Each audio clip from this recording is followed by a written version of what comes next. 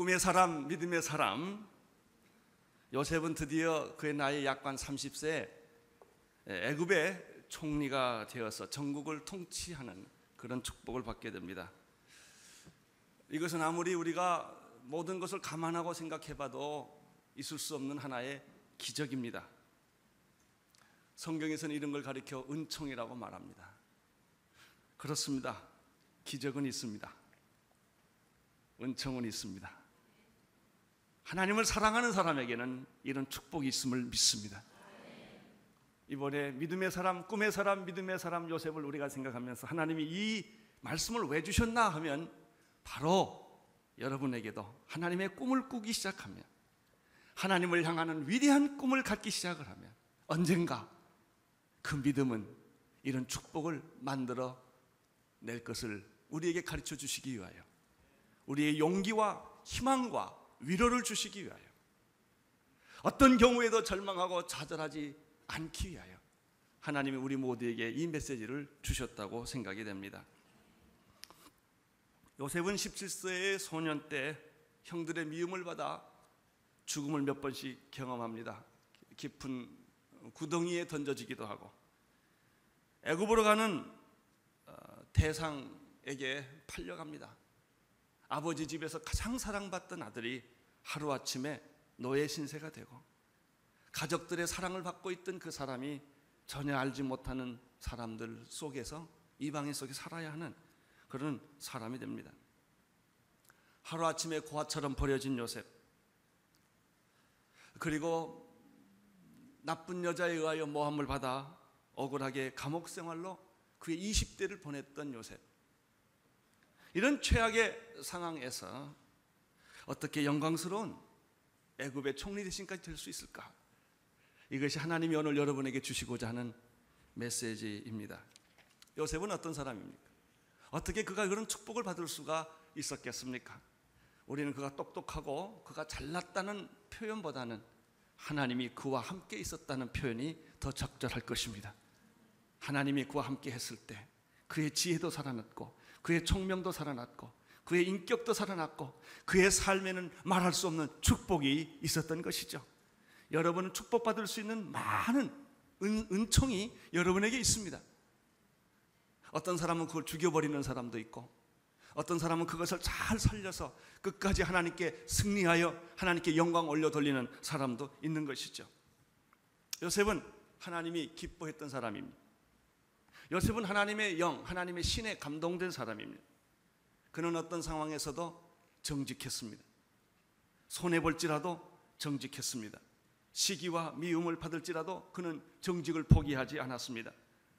어렸을 때부터 요셉은 꿈을 먹고 자랐습니다. 하나님이 주신 꿈을 소홀히 여기지 않았습니다. 그는 그것을 간직했습니다. 그것은 그 마음속에 새겨두었습니다. 하나님이 주신 음성을 마음속에 새기십시오. 하나님이 주시는 그 영적인 센스가 있어요. 영적인 감화가 있어요. 영적인 감동이 있어요. 어느 날 여러분이 기도할 때, 어느 날 여러분이 설교를 들을 때, 어느 날 여러분이 성경 읽을 때 하나님이 여러분이 주신 감동이 있다고요. 그걸 버리지 마세요. 그걸 지나가는 사건으로 만들지 마세요. 그것을 가슴에 품으세요. 언젠가는 그 꿈이 아름답게 이루어진다고 하는 사실을 우리는 요셉을 통하여 배우게 되는 것이죠. 요셉에게는 환경의 변화가 많았습니다. 그러나 요셉은 하나님을 원망한 적이 한 번도 없습니다. 그렇습니다. 우리에게도 환경의 변화는 많을 거예요. 좋을 때도 있고, 억울할 때도 있고, 분할 때도 있고, 그런 때가 많이 있어요. 요셉의 특징이 있어요. 하나님을 원망하지 않아요. 요셉의 특징이 있어요. 형들의 미움을 받아 애굽으로 팔려갈 때나, 억울하게 감옥에 갈 때나, 자기를 감옥에 집어넣은 사람 원망하지 않았다는 거예요. 나는 이것이 오늘 배우고 싶은 점이에요. 하나님을 원망하고 싶은 그런 상황에서도 하나님을 원망하지 않게 해주시고, 사람이 미울 때도 원망하지거나 불평하지 않는 믿음을 나에게 주옵소서. 그것이 축복의 씨앗이라는 거예요. 요셉의 인생 철학은 성실함이에요. 그는 어디 가서나 인생의 삶의 태도를 바꾸지 않았어요. 이익이 있을 때나 손해를 볼 때나 그의 성실함, 그의 신실함은 변함이 없었습니다. 꿈을 가진 사람에게는 고난이 옵니다. 그러나 동시에 기회도 옵니다. 요셉은 이 기회를 놓치지 않았습니다. 여러분 앞에 지나가는 수많은 축복의 기회를 놓치지 마십시오. 그걸 붙잡으십시오. 믿음 있는 사람은 그 기회가 보이는 것입니다. 신실한 사람에게는 그 기회가 보이는 것입니다. 요셉에게는 하나님이 특별한 축복을 주었습니다. 두 단어입니다. 명철함과 지혜입니다. 명석함. 왜 명철했을까요? 영이 맑았기 때문에 그렇습니다. 영이 깨끗했기 때문에 그에게는 명철함과 지혜가 있었습니다. 어떤 사람이 영이 깨끗합니까? 하나님과 가까이 하는 사람은 영이 맑습니다. 세상과 가까이 하는 사람은 영이 탁합니다. 영이 맑은 사람은 사물을 투명하게 봅니다. 세상 사람들이 갖지 않는 명철함을 주십니다. 세상 사람들이 이해하지 못하는 지혜를 주는 것입니다. 이 명철함과 지혜는 요셉이 바로 왕의 꿈을 해석할 수 있었던 기초였고, 술 맡은 관원장과 떡 맡은 관원장의 꿈을 아주 명쾌하게 해석할 수 있었던 원리였던 것입니다. 나는 여러분들에게 명철함과 성령이 주시는 명철함과 성령이 주시는 지혜가 흘러넘치기를 축원합니다. 저는 요셉이 부러운 것이 이거예요. 영이 맑았다. 요셉의 영은 깨끗했다. 순결했다. 요셉의 특징은 복잡하지가 않아요. 단순했다. 나는 여러분 모두가 다 단순해지기를 바랍니다. 내용이 없다는 뜻이 아닙니다. 내용이 깊은데 단순해요. 뭘 많이 하는데 단순한 거예요.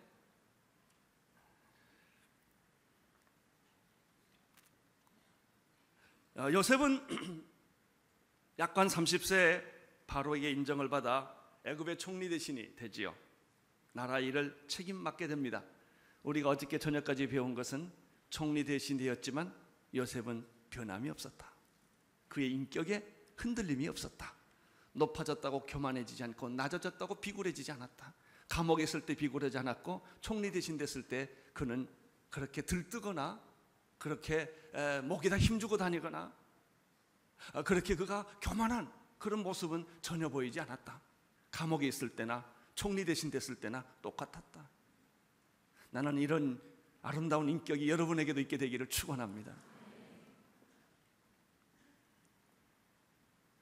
요셉은 총리 되신 이후에 꿈에 계시된 대로 7년 대풍년이 옵니다. 창고를 짓고 풍년의 곡식을 걷어들이기 시작을 하고 바다의 모래알처럼 셀 수 없는 수많은 곡식들을 창고에 7년 동안 저장하게 됩니다. 꿈의 예언대로 7년 풍년 뒤에 7년 흉년이 오기 시작했다고 성경은 말합니다. 요셉은 흉년이 오자마자 애굽 사람들에게 창고를 열어서 준비한 양식을 공급하기 시작합니다. 아무리 무서운 흉년이라 하더라도 준비된 사람에게는 고통이 아니다. 기도하는 사람에게는 고난은 고난이 아니다. 준비한 사람들에게는 흉년이 고난이 아닐 수 있다는 것이죠. 재앙이라는 것은 준비되지 않는 사람에게 주어지는 것입니다. 기근은 애굽 땅에만 있었던 것이 아니에요. 주변의 모든 나라에게도 동일하게 이 기근은 적용이 되었습니다. 41장 57절 제일 마지막 부분부터 시작을 하겠습니다. 41장 57절 시작. 각국 백성도 양식을 사려고 애굽으로 돌아와 요셉에게 이르렀으니 이 기근이 온 세상에 심함이었더라. 이 기근 때문에 드디어 영향을 받은 사람이 누구냐면 약속의 땅에 살고 있었던 야곱의 가족들입니다. 그들도 양식이 떨어졌기 때문에, 이제 기근으로 인하여 양식을 얻을 수 없기 때문에 그들도 이제는 생명을 걸고 양식을 구하지 않으면, 이방 나라까지 가서 양식을 구하지 않으면 안 되는 그런 아주 긴박한 처지에 빠지게 됩니다. 42장 1절 2절을 함께 읽도록 하겠습니다. 시작. 때에 야곱이 애굽에 곡식이 있음을 보고 아들들에게 이르되 너희는 어찌하여 서로 관망하는? 야곱이 또 이르되 내가 들은즉 저 애굽에 곡식이 있다 하니 너희는 그대로 가서 거기서 우리를 위하여 사오라. 그리하면 우리가 살고 죽지 아니하리라. 야곱이 살고 있는 땅에 극심한 가뭄이 생겨서 이제는 애굽까지 가서 음식을 사오지 않으면, 양식을 사오지 않으면 죽을 수밖에 없는 그 처지라는 것을 우리는 여기서 볼 수가 있습니다. 여기서부터 하나님의 오묘한 섭리가 시작이 됩니다. 뭐 기근이 있다, 흉년이 있다, 이것이 무슨 의미가 있겠어요? 그러나 이 사건이 하나님 손에 쥐어지면서부터 놀라운 섭리가 전개되는 것을 발견하게 됩니다. 하나님은 이 무서운 기근을 이용하여서 형들이 그처럼 잊어버리고 싶었고 기억하고 싶지도 않았던 요셉을 다시 만나게 되는 계기로 만든다는 데 있습니다. 이것은 전혀 요셉의 형들도 생각하지 못했던 너무나 의외의 사건이 지금 전개되고 있는 것이죠. 3절, 4절, 5절을 보십시오. 시작. 요셉의 형 시빈이 애굽에서 곡식을 사려고 내려왔으나 야곱이 요셉의 아우 베냐민을 그 형들과 함께 보내지 아니하였으니 이는 그의 말이 재난이 그에게 미칠까 두렵다 함이었다. 이스라엘의 아들들이 양식 사러 간 자중에 있으니 가나안 땅에 기근이 있었더라. 애굽으로 양식을 사러 갔던 사람들은 야곱의 아들 10명이었습니다. 그들은 요셉을 만나러 가지 않았습니다. 요셉은 잊어버렸습니다. 아니, 잊어버린 거 아니에요. 잊으려고 노력한 거예요. 나중에 뒤에 보면요, 그들은 결코 요셉을 잊지 못했다는 사실은 죄책감, 이걸 숨기고 있었고 감추고 있었어요. 어떤 사람들은 자기 속에 끊임없이 안개처럼 피어오르는 이 죄책감, 이거를 숨겨보려고, 잊어버리려고 술도 먹고 마약도 하고 딴짓을 열심히 하는데 계속 불안하게 살아가는 사람들 우리 주변에 많습니다. 요셉의 형들이 그랬습니다. 그들은 기근 때문에 양식을 얻으려고 애굽으로 향합니다. 그런데 가는 사람이 12명 아들 중에서 10명이 떠납니다. 왜 10명이 떠날까요? 요셉은 잃어버렸기 때문에 행방불명이 되었어요. 그 중에 요셉의 아들 베냐민이 있었어요. 그런데 아버지가 요셉의 아들 베냐민은 절대로 보내지 않아요. 왜 그런 줄 아세요? 요셉을 잃어버렸던 상처 때문에. 우리는 베냐민을 보내지 않는 아버지를 통하여 아들을 잃어버린 아버지의 상처가 이렇게 깊었구나 하는 것을 여기서 발견하게 됩니다. 야곱의 10아들은 드디어 기근에 밀려서 어쩔 수 없이 애굽 땅에 가서 요셉에게 쌀을 구걸을 합니다. 6절, 7절을 보십시오. 시작. 때에 요셉이 나라의 총리로서 그 땅 모든 백성에게 팔더니 요셉의 형들이 와서 그 앞에서 땅에 엎드려 절하니 요셉이 보고 형들인 줄 아나 모른 채 하고 엄한 소리를 그들에게 말하여 가로되 너희가 어디서 왔느냐? 그들이 가로되 곡물을 사려고 가나안에서 왔나이다. 이렇게 이야기를 합니다. 여러분, 여기서 우리가 아주 재미있는 사실을 몇 가지 발견합니다. 잘 보십시오. 10명의 요셉의 아들들이 야곱에게 와서 어떻게 하죠? 요셉에게 와서 어떻게 합니까? 무릎을 꿇고 절을 합니다. 어디서 많이 듣던 얘기죠. 17세 소년 요셉에게 주었던 꿈이 그대로 이루어지고 있는 현장이에요. 이 요셉의 형들은 이 꿈이 이루어지고 있다는 것을 그들은 모르고 무릎을 꿇기 시작을 하고, 이게 하나님의 섭리예요. 이것이 하나님의 방법이라고 하는 것입니다. 요셉은 형들을 보고 즉시 알았습니다. 그러나 요셉의 형들은 몰랐습니다. 요셉일 줄 상상을 못한 것입니다. 이상한 장소에서 이상한 이유로 이상하게 만난 해우입니다. 이것이 하나님의 섭리입니다. 우리는 여기서 배후에 역사하시는 하나님의 손길을 봅니다. 하나님의 섭리란 무엇일까요? 요셉과 그 형들을 만나게 하는 데 있는 것입니다. 자, 요셉의 경우를 보십시오. 요셉에 있어서 그의 인생의 가장 그 고통스러운 무거운 숙제는 무엇일까요? 형들에게 당했던 배신일 거예요. 요셉은 의인이에요. 정직한 사람이에요. 하나님과 동행하는 사람이기 때문에 아마 그것을 다 용서하고 잊어버렸을지 몰라요. 잊어버리고 용서했다 하더라도 아직 그 문제는 살아있어요. 만나서 이 문제를 해결하지 않았기 때문에. 그래서 요셉의 마음속에 있는 가장 큰 고통은 형들에게 당했던 그 배신감. 반대로 요셉의 형들에게 있어서 가장 큰 문제는 무엇일까요?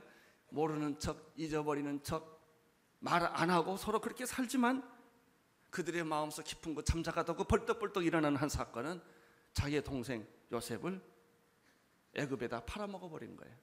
어떻게 됐는지, 죽었는지 살았는지 오랜 세월이 지났지만 이것이 잊혀지지 않는 거예요. 죄는요, 세월이 지나간다고 잊혀지지 않아요. 굉장히 틀린 유행가 중에 하나가 세월은 약이겠지요. 아니에요.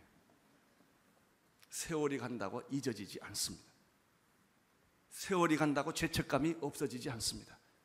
세월이 간다고 우리가 저지른 죄가 묻혀지지 않습니다. 그것은 계속 살아서 말을 하는 것입니다. 요셉에게 있어서의 배신감의 감정, 요셉의 형들에게 있어서 죄책감, 이것은 두 관계인 것입니다. 앙금이 있는 거예요. 이 앙금을 해결하려면 둘이 만나야 돼요. 요셉이 형님들에게 당했던 이 배신감, 어렸을 때 소녀 쪽에 당했던 이 배신감, 그것은 그렇게 세월이 지나고 총리가 됐다고 해서 없어졌느냐? 그렇지 않아요. 형들의 죄책감, 세월이 지났다고 그것이 없어지지 않아요. 두 사람이 만나서 이 문제를 해결해야 돼요. 우리 안에 있는 죄책감, 앙금이 술 먹고 잊어버린다고 해서 잊어지느냐, 멀리 떠났다고 해서 잊어지느냐? 안 그래요. 그 앙금이 있다는 거예요. 이거 해결해야 돼요.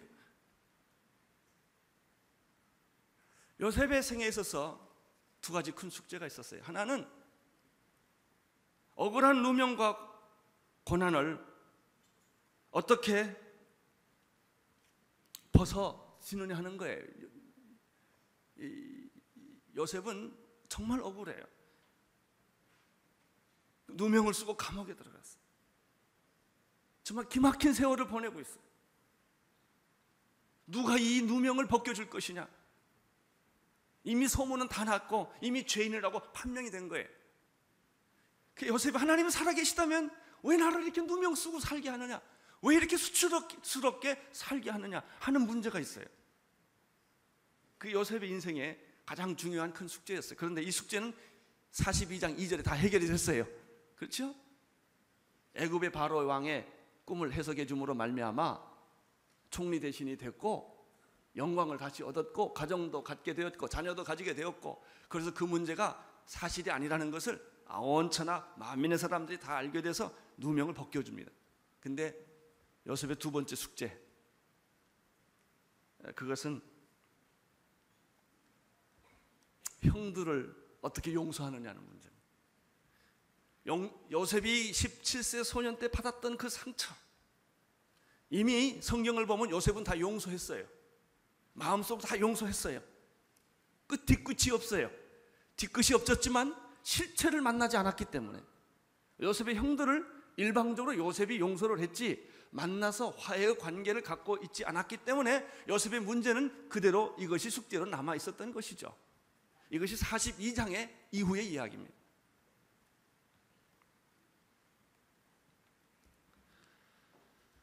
어떻게 그러면 요셉의 이 두 번째 문제는 해결되냐? 첫 번째 문제는 애굽의 총리 대신이 하나님 되게 하심으로 그 수치를 다 벗겨주시고 하나님이 영광 가운데서 그에게 모든 걸 다 회복시켜 줍니다. 경제적인 문제까지 다 해결되게 됩니다. 두 번째 문제는 총리 대신 됐다고 해결되지 않아요. 방법이 하나밖에 없어요. 그 형들을 만나야 돼요. 그 형들을 만나서 서로 울고 불고 가슴을 엉켜안고 서로 소리를 해야 돼요. 그래야만 이 문제는 풀어지는 것인데, 그러려면 만나야 되는데 만날 방법이 전혀 없는 거예요. 이 형들은 동생이 어디서 사는지, 살았는지 죽었는지 조차도 알지를 못해요. 형은 이미, 요셉은 이미 애굽의 총리 대신이 됐어요. 요셉의 인생에 있어서 형들을, 자기를 배신했던 형들을 만나야만 요셉의 마음의 앙금은 사라지고 문제는 해결되는 거예요. 이것이 남의 문제가 아니에요. 우리의 문제예요. 우리가 어렸을 때 자라면서 수많은 사람을 만나면서 우리는 상처를 받고 상처를 주고 살아왔어요. 앙금이 있어요. 용서를 하고 싶어요. 근데 그게 잘 안 돼요. 이미 마음속에 용서가 되었다 할지라도 그게 풀어야 될 텐데 풀어지지 않는 거예요. 이때 어떻게 하느냐? 하나님이 또 개입하세요. 이렇게 용서를 하지 못해서 앙금이 생겨가지고 굉장히 고통의 세월을 보냈던 사람이 하나 있어요. 요셉의 아버지 야곱이에요. 형 에서 때문에 그가 얼마나 많은 세월을 눈물과 고통과 한숨으로 지냅니까? 근데 이 경우에는 형이 잘못한 게 아니라 야곱이 잘못했어요.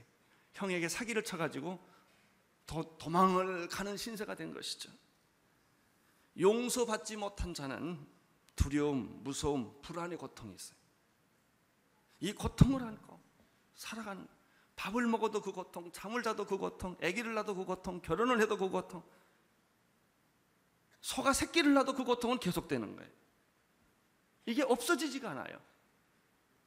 야곱이 이 고통이 너무나 커서 삼촌 라반의 집을 떠나서 가족들을 다 데리고 할 수 없이 형을 만나러 가는 거예요. 그 왼수 같은 형을 만나러 가는 거예요. 이거 안 만나면 해답이 없기 때문에, 이 문제를 풀지 않으면 아무리 해도 자기 인생에 자기 마음의 평강이 없기 때문에 결국 이 문제를 해결하러 떠나는 것이죠. 너무 그 고통이 커서요, 형 만나러 가던 도중에 베델에서 하나님도 만나지 않습니다. 드디어 야곱은 형 에서를 만납니다. 에서를 만나자마자 야곱이 하는 말 기억나세요? 형님의 얼굴이 하나님 얼굴 같습니다. 그러고 만나지 않습니까? 형은 이미 용서를 했어요. 아우와 얼싸안아요. 서로 용서해요. 그리고 화해해요. 그 다음에 요셉은 이 무거운 짐에서 해방을 받을 수가 있었습니다. 야곱은, 미안합니다. 요셉이나 야곱 말이 헷갈릴 때 알아서 들으시기를 바랍니다.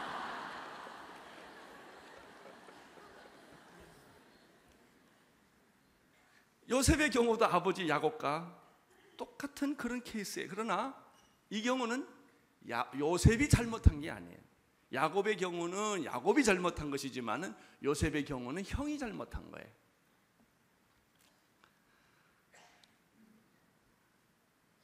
형들은 요셉을 찾아갈 생각을 꿈에도 꾸지 않았어요. 그런데 기근이 왔어요. 기근 때문에 할 수 없이 그들은 쌀을 구하러 애굽으로 왔다가 생각지도 못하게 요셉 앞에 서게 된 거예요. 이게 뭐라고요? 섭리예요, 섭리. 하나님의 섭리. 오묘한 섭리. 인간의 지성과 인간의 상식과 인간의 머리로 계획할 수 없는 놀라운 초자연적인 하나님의 간섭이란 말이죠. 우리가 신앙생활 할 때 보면 이런 일들이 하나님의 놀라운, 예측할 수 없는, 상상할 수 없는 그런 섭리들이 있는 거예요. 그게 만남이라는 거예요. 내가 왜 이 여자를 만났는지, 이게 섭리여서, 그 여자를 만난 걸 섭리로 안 풀면 풀리지가 않아요. 내가 왜 이 남자를 만났는지. 우리 집에는 전혀 예수와 상관없는 가족이었는데 예수 믿는 여자 하나가 딱 들어와가지고 시어머니하고 맨날 싸우고 가족의 분란을 일으키더니 복음을 주었다. 이게 섭리요, 섭리. 알 수 없어요. 이건 이해를 하기가 참 어려운 겁니다. 그거를 알고 나면요, 눈시울이 뜨거워지고 가슴이 벅차오르고, 하나님 이게 웬 은혜고 웬 사랑입니까? 아, 하나님의 은혜로 이 쓸데없는 자 왜 구속해 줬는지 난 알 수가 없습니다. 그래서 내가 아팠군요. 그래서 내가 실패했군요. 그래서 내가 그 많은 길을 방황하고 살아왔군요. 이거 알게 돼요. 섭리.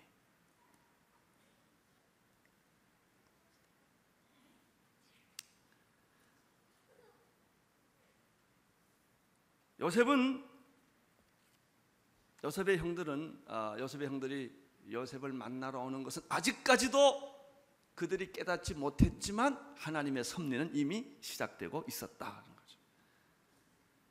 우리는 여기서 이런 결론을, 작은 결론을 하는 됩니다. 하나님께서는 자연 현상을 이용하셔서 당신의 구원의 역사를 만드신다. 어떤 때는 지진을 이용하기도 하시고, 어떤 때는 기근을 이용하기도 하시고, 어떤 때는 전쟁을 이용하기도 하시고, 어떤 때는 모든 재앙을 하나님이 이용하기도 하세요. 그래서 6.25 전쟁 때 하나님 만난 사람 많고요, 6.25 전쟁 때 하나님의 구원을 경험한 사람 참 많습니다. 그 사건은 저주예요. 그러나 그 사건을 통해서 그는 하나님의 섭리와 사랑과 기적을 목격했던 것이죠.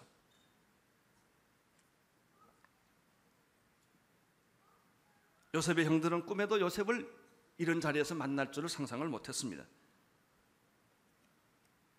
왜냐하면 요셉의 형들은 요셉이 살아있으리라고 상상도 못했고, 애굽의 총리 대신이 됐었으리라고는 더구나 상상을 못했죠. 바로 우리가 그렇습니다. 요셉은 구렁텅이에 집어넣고 애굽에 가는 대성에 팔아먹은 것처럼 우리는 하나님을 멀리 떠나 죄를 지은 죄책감을 가지고 사실은 살아오고 있습니다. 요셉의 형들이 이 문제를 피해보고 싶었고 잊어버리고 싶었던 것처럼 이 죄책감에 이미 빠져있는 죄인들은 하나님을 잊어버리고 싶고 우리가 지은 죄를 기억하고도 싶지 않는 그런 충동 때문에 다 잊어버리지 않고 포기하고 있었죠. 그러나 요셉의 형들이 매일 밤 알 수 없는 불안과 두려움에 사로잡혔던 것처럼 우리는 결혼도 했고 장사도 잘 되고 애들도 잘 낳고 다 잘 되는데 인생이 외로워요. 인생이 고독해요. 왠지 모르게 불안해. 혼자 있으면 눈물이 나요. 내가 뭐 잘못한 것도 없어요. 지금 뭐 부족한 것도 없어요. 왜 인생이 이렇게 고독할까? 왜 인생이 이렇게 외로울까? 이런 생각을 해요. 하나님이 기근을 통하 요셉의 형들을 요셉에게 몰고 가는 것처럼 하나님께서는 어느 날 나를 예수님 앞으로 몰고 가기 시작을 해요. 근데 그분이 예수님인 줄 몰랐던 거예요. 그분이 하나님의 아들인 줄 몰랐어요. 상상을 못한 거예요. 마치 요셉의 형들이 요셉이 애굽의 총리 대신 됐다는 사실을 이해할 수 없고 상상할 수 없었던 것처럼, 그렇게 내 앞에 요셉이 있었지만 요셉을 몰랐던 것처럼 내 앞에 예수님이 계셨고 하나님의 아들이 계셨고 나의 구원자가 있었지만은 몰랐던 것과 비슷해요. 아주 이 두 관계가 유추해 보면 얼마나 비슷한 관계로 정립되는지 모릅니다. 8절을 보십시오. 8절 아주 재밌어요. 시작. 요셉은 그 형들을 떠나 그들을 알지 못하더라. 요셉은 형들을 아나 그들은 알지 못했더라. 요셉은 금방 알았어요. 하나님은 여러분을 금방 아십니다. 여러분이 하나님을 모를 뿐이죠.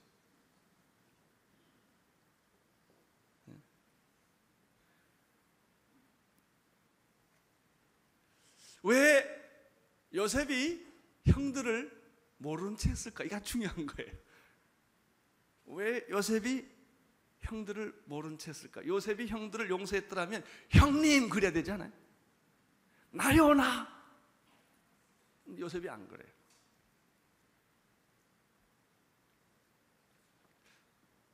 이 본문 이후부터 쭉 살펴보면 구원의 놀라운 비밀이 여기 숨겨져 있는 걸 발견해요. 왜 요셉은 형들을 모르는 채 했을까? 미워서 그랬을까? 혼내주려고 그랬을까? 아니에요. 특별한 이유가 있었어요. 그래서 요셉은 형들을 스파이로 몰기 시작하는 거예요. 만약에 이 자리에서 요셉이 형들을 아는 채 했다면 이미 요셉은 형들을 다 용서했어요. 실체가 나타났어요. 형님, 난 당신을 다 용서했습니다. 이렇게 말하면 무슨 일이 일어날까요? 그들은 과거의 잘못에 대해서 참회할 길을 잃어버려요. 그들이 참회하기도 전에 내가 당신 다 용서했다고 말하면 그들은 자기의 과거를 깊이 참회할 그 축복을 다 잃어버려요. 내가 그들을 다 용서했다고 말하면 그 형들은 그 말을 믿지 않고 저놈이 언제 나한테 보복하나 이런 생각을 가질 수도 있어요.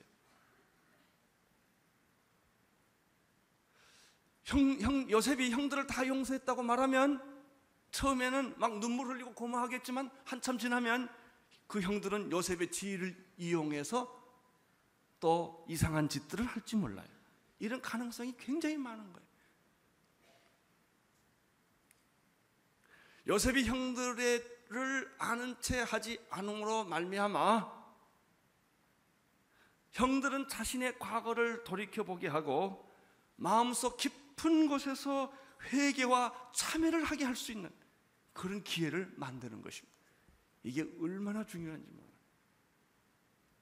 여러분이 회개하기 전 하나님 내 죄 용서했다 그러면 그 사람은 참회할 기회를 잃어버리고 정말 하나님 앞에 돌아와 눈물을 흘리며 감격하며 기뻐할 수 있는 기회를 다 놓쳐버리는 것이죠.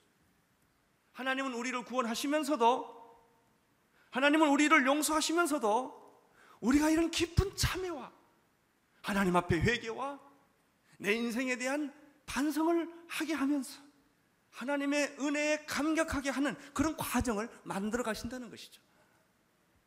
이 비밀을 여러분이 아셔야 돼요. 이 비밀을 이해하지 못하면 왜 하나님이 날 골탕 먹이나?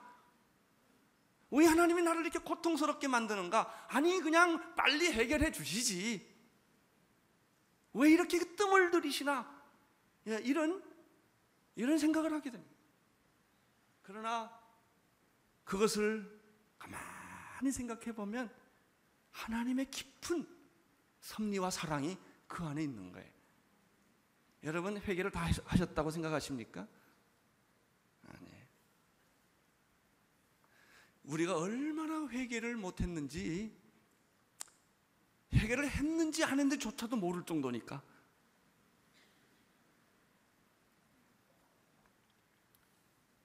요셉은 형들을 압박하기 시작을 합니다. 사랑하지만 용서했지만 형들에게 기회를 주기 위하여 그는 압박하기 시작합니다. 9절, 10절, 11절, 12, 13절까지 계속 읽으십시오. 시작. 요셉이 그들에게 대하여 꾼 꿈을 생각하고 그들에게 이르되 너희는 정탐들이라 이 나라의 틈을 엿보려고 왔느니라. 그들이 그들에게 이르되 내 주여 아내니 종들은 곡물을 사러 왔나이다. 우리는 다 한 사람의 아들로서 독실한 자니 종들은 정탐이 아니니이다. 요셉이 그들에게 이르되 아니라 너희가 이 나라의 틈을 엿보러 왔느니라.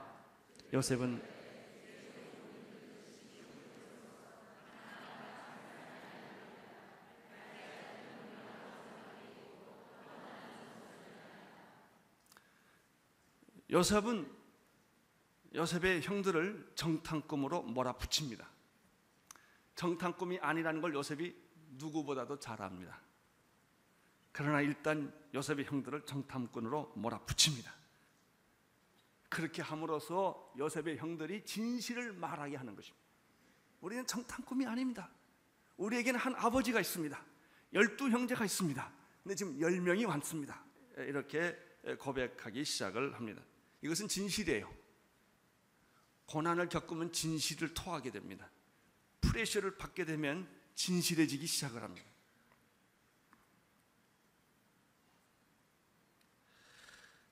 요셉은 계속해서 말합니다. 아니다. 너희들은 정탐꾼이다. 13절 다시 보십시오. 시작. 난 딱 한 사람의 아들이라. 말째 아들은 오늘 아버지와 함께 있고 또 하나는 없어졌나이다. 이건 진실이에요. 14절 읽어주십시오.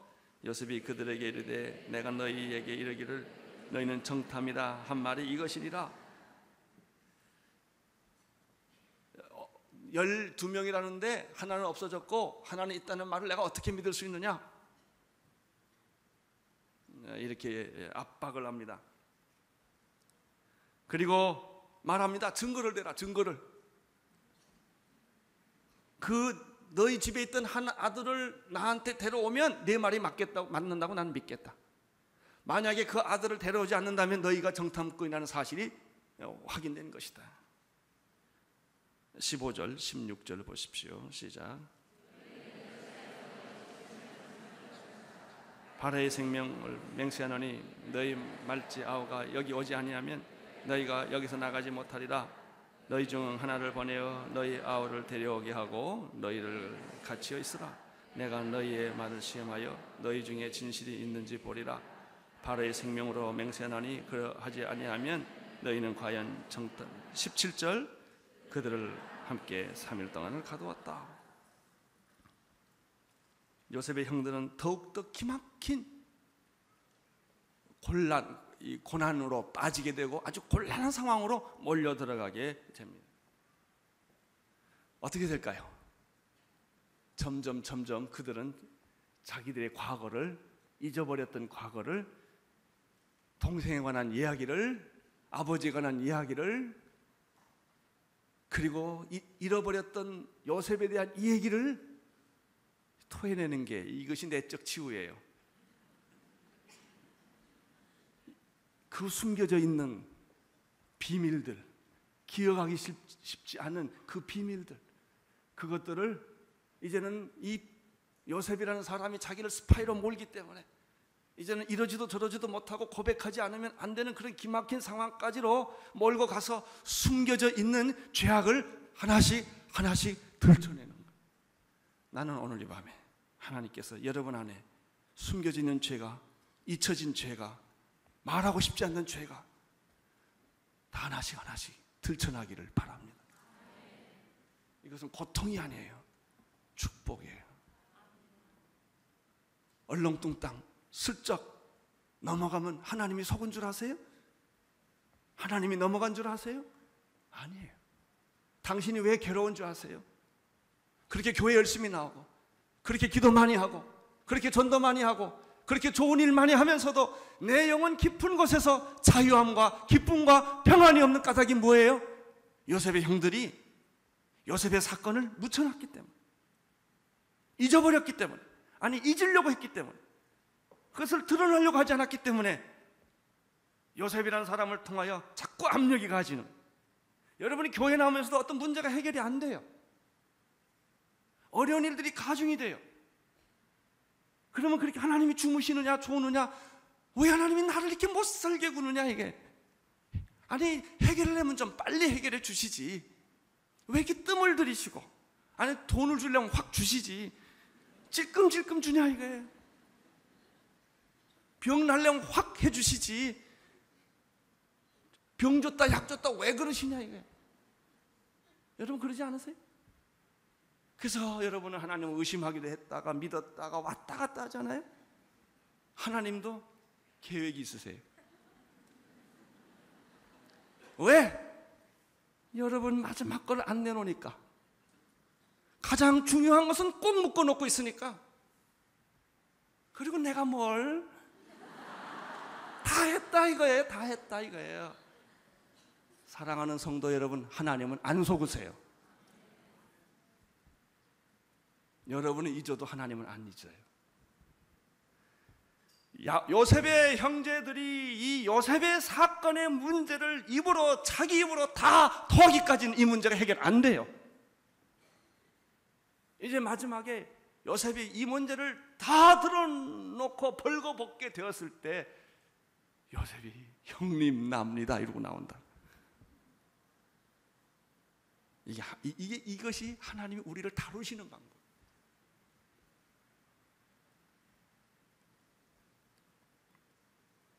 형들을 모른 채는 요셉, 형들을 4번이나 정탐꾼으로 몰아가는 요셉, 그것은 비정하고 잔인한 요셉이 아니에요. 정말 형들에게 참된 구원이 무엇인지, 참된 용서가 무엇인지, 참된 화해가 무엇인지, 겉모양의 평화가 아니고 형식상의 화해가 아니라 진짜 내 영혼 깊은 곳에서 하나님 앞에서 용서와 자유를 체험하게 하는 과정이었다는 것이. 사랑하는 성도 여러분, 하나님이 오늘 저녁에 우리에게 주시는 메시지가 여기 있습니다. 요셉의 형들을 코나로 몰고 가는 과정 속에서 하나님은 그들을 만지시고 숨은 죄악을 토하게 하시고 잊어버렸던 과거, 잊고 싶었던 과거를 다시 해상시켜서 그 죄를 씻어주시고 그 더러움을 덮어주시고 그 치욕스러웠던 과거를 하나님이 다시 만지시는 거예요. 오늘 하나님께서 이 밤에 그렇게 하십니다. 예수님은 여러분의 죄를 이미 용서하셨습니다. 용서하실 것이 아니에요. 이미 용서하셨습니다. 땡큐. 그리고 끝나면 안 돼.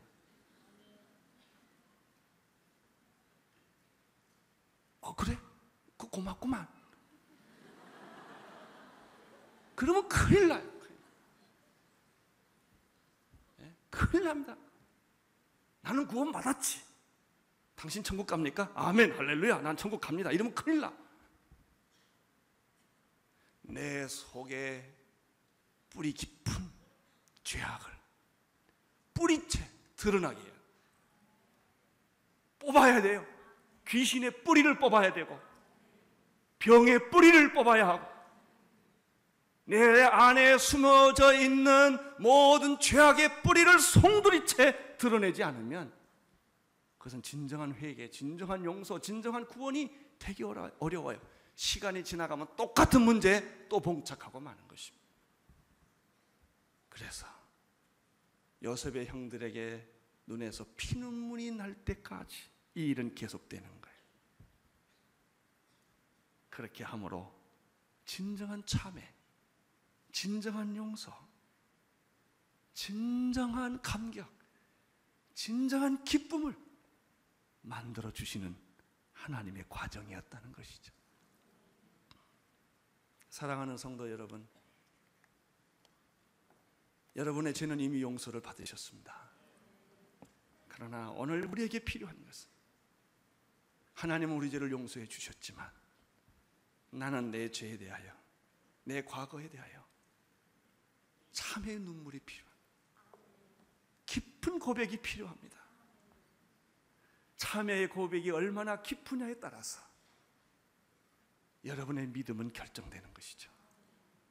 주여, 오늘 이 밤에 내게 잊어버리고 싶었고 잊혀졌던 이 죄악의 뿌리들이 오늘 다 드러나게 해주시고 용서받게 도와주시고 치유되게 도와주시옵시고 꿈의 악몽으로 나타나지 않게 도와주시고 하나님 기름 부어 주옵소서.